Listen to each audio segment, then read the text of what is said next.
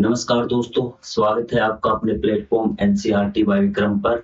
जैसा कि आपको पता है ये एनसीईआरटी के लाइन बाय लाइन एक्सप्लेनेशन के वीडियोज़ ख़ास तौर पर रिकॉर्ड किए जा रहे हैं हमारे साथी अध्यापकगण के लिए और जो स्टूडेंट सिविल सर्विसेज़ की तैयारी कर रहे हैं उनके लिए, ताकि वो एनसीईआरटी को गहराई से समझ सकें।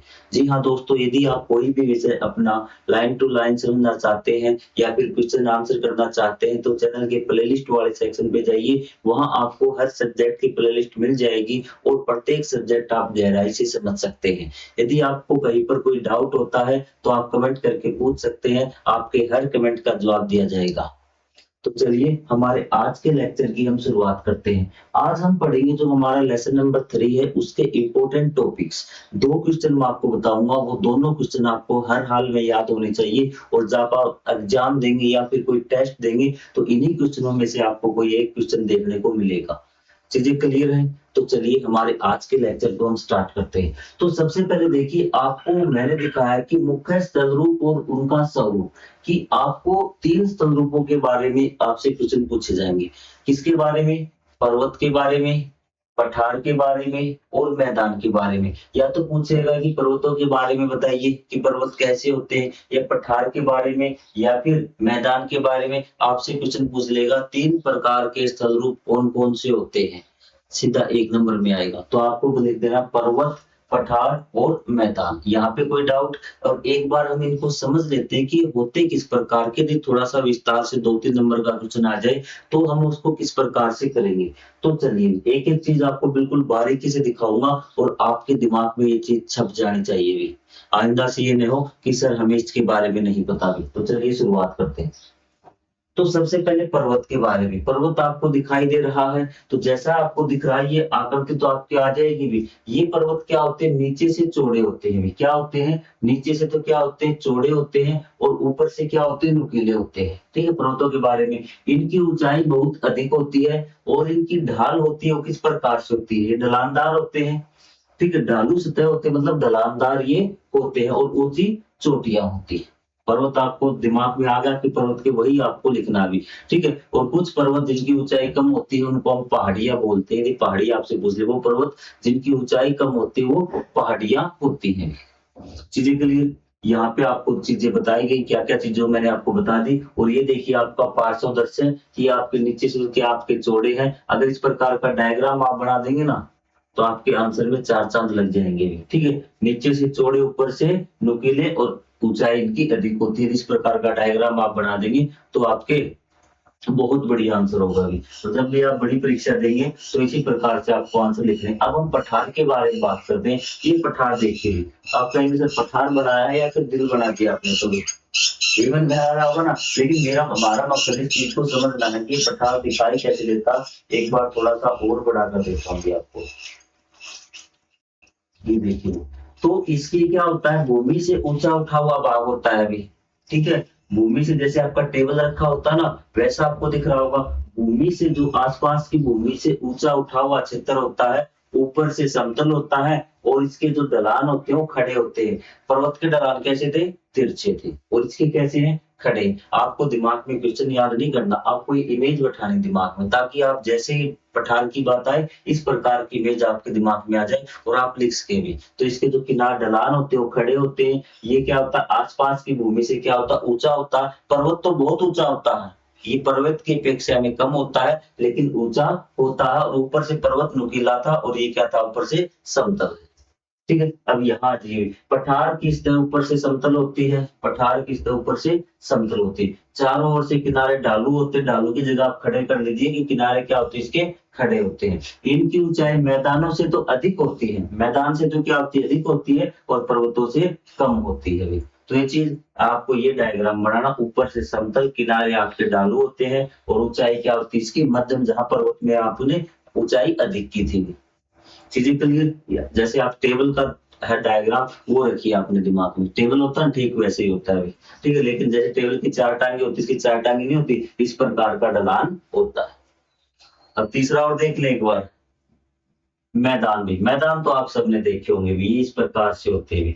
मैदान क्या होते हैं? समतल होते हैं। क्या होते हैं? समतल होते हैं और इनकी ऊंचाई सबसे कम होती है। ये मत सोचना कि इनकी ऊंचाई नहीं होती। ऊंचाई नापते हैं समुद्र तल से भी, कि समुद्र तल से कितनी ऊंचाई है, इनकी भी आपकी ऊंचाई होती है। इनकी ऊंचाई बहुत कम होती है। यहाँ की मिट्टी उपजाऊ होती है और यहाँ नदियां बहती है। डायग्राम दिख रहा है ना? तो इसमें नदियां बहती है। नदियां पहाड़ों से भी बहती नहीं, पहाड़ों से निकलती है। पठारों से नदियां बहती भी है और निकलती भी है, दोनों। लेकिन आपको उस पॉइंट की तरफ नहीं जाना है, आपको मेन पॉइंट ये है। तो ये आपके 500 आकृति होगी। कोई डाउट आपको? तीनों समझ में आ गए? दिमाग में कवर? एक बार तीनों को हम एक साथ देखते ताकि हमें पता चले भी। ये तीनों आकृतियां देख लीजिए भी। आपको पहाड़ ऊपर से नुकीले, ढलानदार, आपके नीचे से चौड़े, ऊपर से समतल, किनारे ढालू, और ये समतल होते हैं और उपजाऊ होते हैं। तीनों का रूप लिख दोगे, आ गया। तीनों के बारे में आ गया तो भी लिख देंगे, एक के बारे में आ गया तो भी लिख देंगे, दो के बारे में आ गया तो भी लिख देंगे। अब आज अगले में भी। अब आपका ये क्वेश्चन भी अगर आपका बुक में से क्वेश्चन देगा तो ये आपको देखने को मिल सकता है, लेकिन इससे जो अगला क्वेश्चन है ना, वो सबसे इंपॉर्टेंट है मेरे हिसाब से। ये दे सकता है लेकिन आगे वाला क्वेश्चन इससे ज्यादा इंपॉर्टेंट है। स्वतंत्र रूपों के प्रमुख प्रकार कौन कौन से हैं? तो हमने पढ़ लिया कि पर्वत, पठार और मैदान। यदि थोड़ा सा 5 नंबर में आता ना तो आपको पर्वतों के बारे में लिख देना कि पर्वत ऊपर से नुकीले होते हैं, नीचे से चौड़े होते हैं, इनकी ऊंचाई अधिक होती है। पठारों के बारे में लिख देना है और आपको मैदानों के बारे में सब कुछ पता है। अब तो ये उपजाऊ होते हैं। ठीक है, अब देखिए, अब पर्वत भी और जीवन तथा संस्कृति के लिए इनका क्या महत्व है? महत्व मतलब फायदा।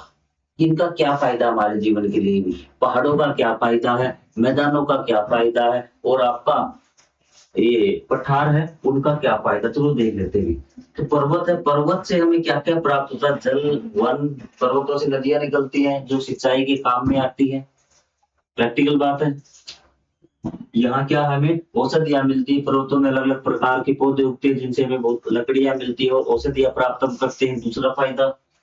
और खनिज भी मिलते हैं जैसे लो एस का, इस प्रकार ये भी हमें क्या खनिजों से मिलते हैं। 3 फायदे तो आपको याद होने चाहिए। नदियां निकलती हैं, औषधियां मिलती हैं, और तीसरा आपको क्या था, यहाँ से हमें खनिज प्राप्त होते हैं जैसे लो एस वगैरह भी प्राप्त होते हैं। और ये प्राकृतिक सुरक्षा प्रदान करते हैं। जैसे आपको हिमालय पर्वत है ना, ये हमें क्या प्राकृतिक सुरक्षा, प्राकृतिक मतलब कि ऑटोमेटिक हमने नहीं बनाए, प्रकृति ने इस प्रकार से इनको बना दिया कि हमारी रक्षा करते हैं। जैसे आपका हिमालय पर्वत है ना, वो कहाँ है? जैसे भारत का मैप भी, इस साइड उत्तर में हिमालय पर्वत खड़ा ऊंचा ऊंचा भी, और जो उत्तर की साइड है जहाँ चाइना, दूसरी साइड से ठंडी ठंडी बिल्कुल चिल्ड हवाएं चलती है अभी।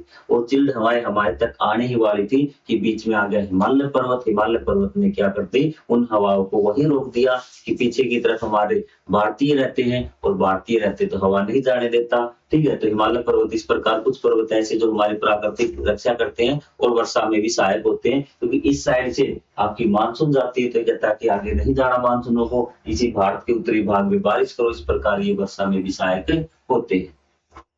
पर्यटन को बढ़ावा देते हैं। पर्वत है, वहां का मौसम बिल्कुल ठंडा होता है। जैसे जैसे हम ऊपर जाते हैं आपको पता है कि मौसम ठंडा होता जाता है, जलवायु तापमान गिरता जाता है, और वहां कुछ ऐसे स्थान है जहां हम घूमने के लिए जाते हैं, पर्यटन को बढ़ावा मिलता है पर्वतों के कारण। इस प्रकार ये हमारे लिए लाभदायक है।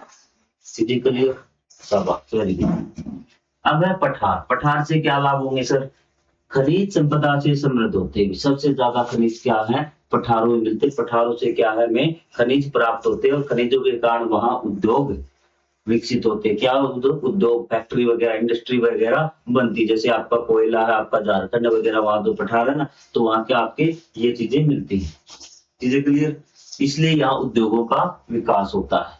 ठीक है, और पठार का कुछ वाक्य आपका उपजाऊ भी, लेकिन हमें एक पठार की बात नहीं करनी, हमें ओवरऑल पठार के बारे में बात करनी। तो आप खनिजों के बारे में पठार में लिखते हैं। चीजें क्लियर? अब मैदान भी, मैदान तो मैदान है भी। ठीक है, तो ये किसके द्वारा बने? ये नदियों द्वारा बहाकर लाए गए निक्षेपों से बने। नदियों ने इनको बनाया, नदियां मिट्टी बहाकर लेके आई और एक जगह जमा करती गई। अब देखिए, आप कहेंगे सर इसका निर्माण कैसे आई? देखिए, इस प्रकार से भी। पहले क्या था, जब कुछ नहीं था ना, लाखों हजारों लाखों सालों पहले की बात कर रहा हूँ, ये आपका जब आपका हिमालय नहीं बना था, हिमालय बनने के बाद नदियां निकली ना, तो इस प्रकार वो बहती थी। नदी आती थी अपने साथ, जो इन खाइयों में भर देती थी, ये है ना खाई, इस प्रकार से, और इस प्रकार से वो धीरे धीरे मैदानों का निर्माण हो गया, मैदान समतल हो गए, और ये बहुत ज्यादा उपजाऊ है। तो यहाँ पे क्या है, फसल बहुत अच्छी होती है, एक लाभ।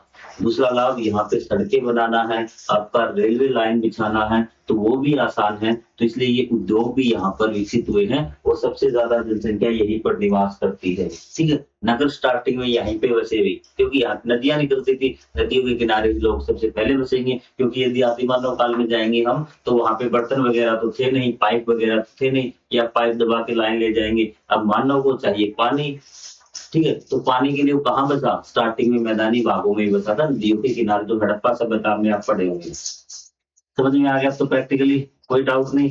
अब यहाँ एक आपको बता, विभिन्न रूपों के कारण लोगों के रहन सहन, भोजन, पहनावा, भाषा और व्यवसाय और संस्कृति में विविधता देखने को मिलती है। और किस प्रकार से प्रभावित किया है कि इनमें विभिन्नता होने के कारण, ये तो थे आपके पॉजिटिव पॉइंट।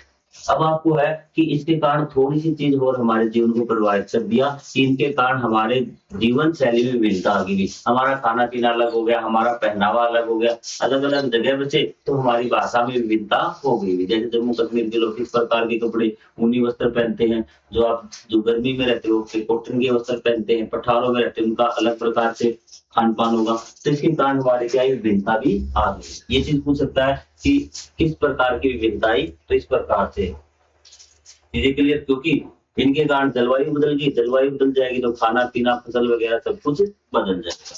ये चीजें क्लियर।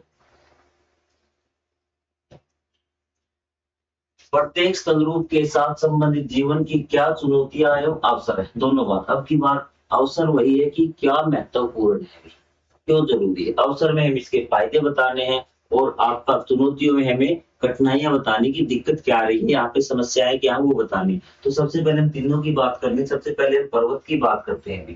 पर्वत में कठिन परिवहन में रेल लाइनें बिछाना, सड़कें बनाना, मतलब एक स्थान से दूसरे स्थान तक जाना कठिन होता है, एक कठिनाई। ठीक है, आपको पता है, चल के देख लेना एक बार पर्वतों पर भी।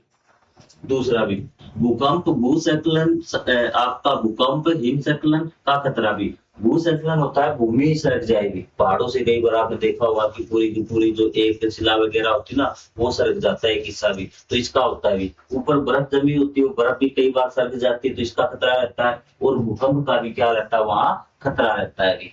ठीक है, चीजें के लिए खेती योग्य भूमि का मतलब यहाँ पे क्या है, खेती योग्य भूमि नहीं होती, खेती नहीं होती है, यहाँ की मुश्किलें हैं। यहाँ की जीवन शैली क्या है, कठोर जीवन शैली। कैसी जीवन शैली है, कठोर जीवन शैली है यहाँ पर भी। अब अवसर क्या है, फायदे क्या है, पर्यटन और तीर्थाटन का विकास भी।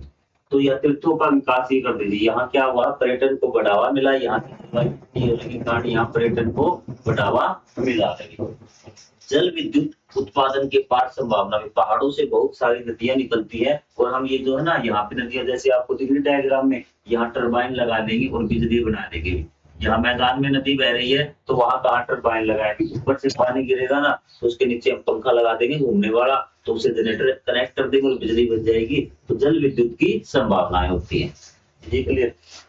वो जो आपकी ये जो पहाड़ी जो मिट्टी होती है, कुछ एरिया ऐसा जहाँ पे हम क्या है, सेब चाय आदि की खेती कर सकते हैं। बाग वगैरह, जम्मू कश्मीर वहाँ पे ये सब चीजें सेब वगैरह होते हैं। अगर आप दक्षिण भारत में जाओगे, केरल वगैरह, वहाँ पे आपकी कौन सी चाय वगैरह की ये फसलें उगाई जाती है। तो मसालों और फलों का आप कर सकते हैं, चाय और सेब की खेती ये लिख सकते हैं आप।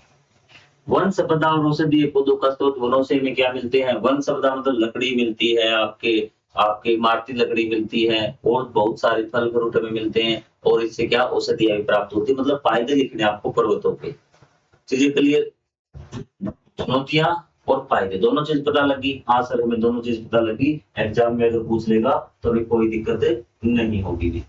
अगला देखते हैं, पठार पे आते हैं। पठार में क्या होता है, तो जल की कमी होती है, जल की कमी है, और सूखे की स्थिति बनी रहती है। ये देखिए आपका सूखा, पेड़ पौधे सूख जाते हैं, मिट्टी पथरीली होती है, और उपजाऊ भी कम होती है। मुश्किलें हैं ये पठार में रहते लोगों के लिए भी। ठीक है, खेतों में खेती में कठिनाई, इसलिए क्या था, खेती में कठिनाई, बारिश इतनी ज्यादा होती नहीं, पानी भी इतना ज्यादा नहीं होता, इसलिए आपका वहां पे खेती में कठिनाई होती है। परिवहन और सिंचाई की समस्या भी, इसमें भी परिवहन की समस्या होती, लेकिन इतनी नहीं होती। आप यहाँ पानी वाली सिंचाई को इसको अवश्य देखेंगे।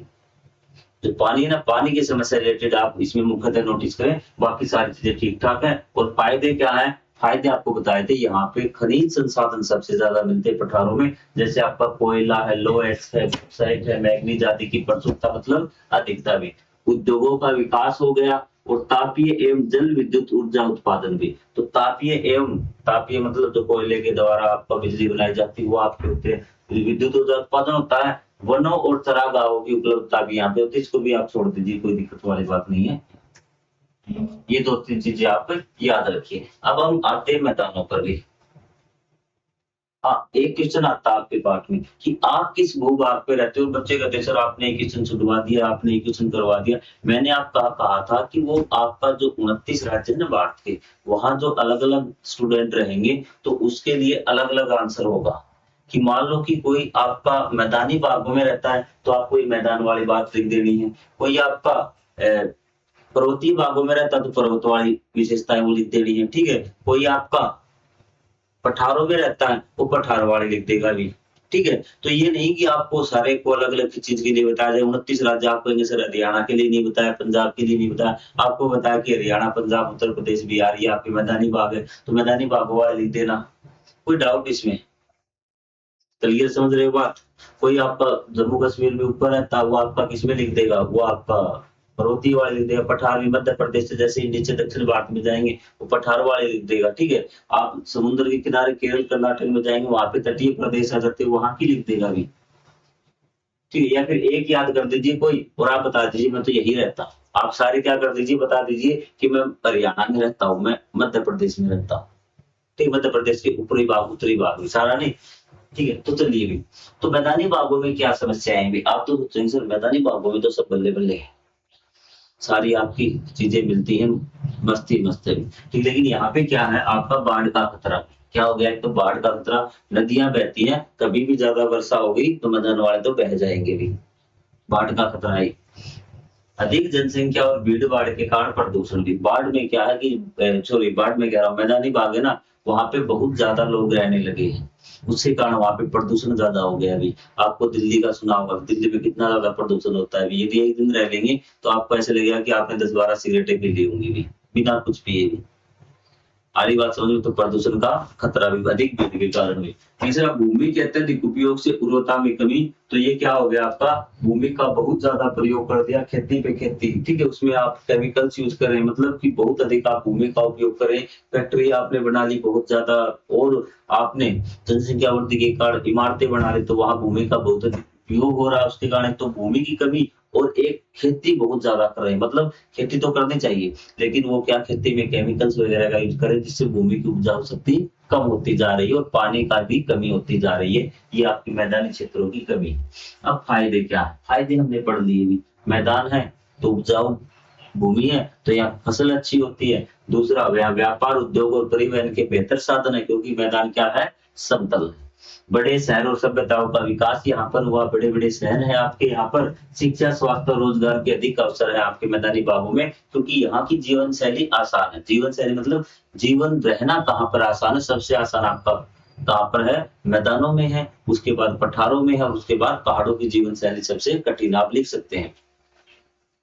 अब डिस्कस प्रत्येक तंदुरुस्त की अपनी चुनौतियां और अवसर है। मनुष्य ने अपनी आवश्यकताओं के अनुसार इस तंदुरुस्तों के अनुरूप जीवन शैली और संस्कृति का विकास किया है और मानव ने अपनी आवश्यकता के अनुसार अपनी जीवन शैली को परिवर्तित किया। आप कहेंगे सर ये चीज हमें समझ, जीवन शैली मतलब रहने का ढंग।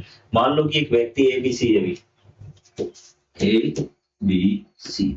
ए क्या करने लगा, ए गया मैदान में, ए क्या गया मैदान में, तीनों बाहर से आए थे। तो इसने देखा कि यहाँ की जलवायु कैसी है, भूमि कैसी है, तो इसने खेती करना स्टार्ट किया, ठीक है। उसके अनुसार खाना बनाना, गेहूं वगैरह ये खाने लगा, ठीक है। ये चीज करेगा तो उसके अनुसार क्या कर लिया, जीवन शैली अपनी बना ली। उसी के अनुसार त्योहार बनाने लगा कि कौन सा मौसम बढ़िया रहेगा आपका त्योहार के लिए, तो वो चीज सारी इसने मैदानों के अनुसार कर ली। बी गया कहाँ पर, बी गया पहाड़ों में। पहाड़ों में सोचा खेती तो नहीं हो सकती, खेती तो नहीं हो सकती, तो मुझे क्या करना पड़ेगा, यहाँ जो बाहर के लोग आते हैं, मौसम बहुत बढ़िया है तो कुछ इससे भी हो सकता है कि चाय वगैरह की खेती कर ले। तो इसने वहां उसी प्रकार के ठंड थे, अब इसके जैसे कपड़े थोड़ी पहनेगा ये मैदानी बाबू जैसे। इसने ठंड के अनुसार वहां के अनुसार कपड़े पहनने स्टार्ट कर दिए, वहां के अनुसार खाना पीना, वहां चीजें जो उपलब्ध होगी वही तो खाएगा। ठीक है, उस प्रकार इसने अपने जीवन को ढाल लिया है। उसी प्रकार सी गया आपका पठार में इसने देखा श्रीमान जी यहाँ पे तो खेती थोड़ी बहुत हो सकती है, बारिश होती नहीं, कपड़े उसी के अनुसार इसने खाना पीना था अपना, और जो इसने सोचा यहाँ पे तो आपके क्या खनिज कोयला वगैरह मिलता है, तो मैं एक फैक्ट्री लगा लेता हूँ। इसलिए उद्योग धंधे वहां पे खनिज जिसको प्राप्त हुए, तो उसके अनुसार क्या किया उन्होंने, जीवन को डाल लिया। तो यही बात बताई गई है कि मानव ने जैसा मौसम मिला, जैसी जलवायु मिली, उसी के अनुसार खुद को ढाल लिया। अब आप बताइए इस लेसन में आपको कोई दिक्कत हुई या नहीं? एग्जाम में यही चाहिए। अगर आपको पसंद आ गया है तो आप वीडियो को बच्चों के साथ शेयर कर देना, बाकियों के साथ, और चैनल पे सब्सक्राइब वाला बटन दबा देना। मिलेंगे हम अगले अध्याय के क्वेश्चन आंसर में, तब तक के लिए जय हिंद, जय Bharat, thank you very much.